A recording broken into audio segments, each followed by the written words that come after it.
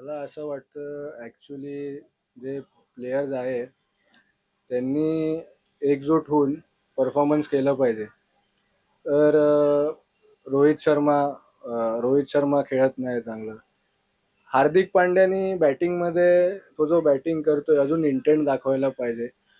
आणि मला असं वाटतं की जे प्लेयर्स आहेत मुंबई इंडियन्समध्ये त्यांच्यामध्ये एक बॉन्डिंग आपल्याला दिसत नाहीये.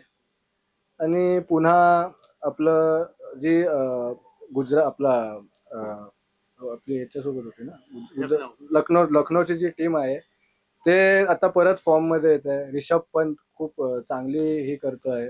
कॅप्टनशिप करतो आहे. तर तो हळूहळू आता धोनीचे शूज जे आहेत ते तो फिल करायला लागलाय आणि खूप चांगलं करतोय तो. मुंबई इंडियन्सला मला असं वाटतंय की युनिटी अजून नाहीये, काही दिसत नाहीये. तर युनिटी त्यांनी करणं खूप गरजेचं आहे. काल ते काट्यावरची मॅच हरले.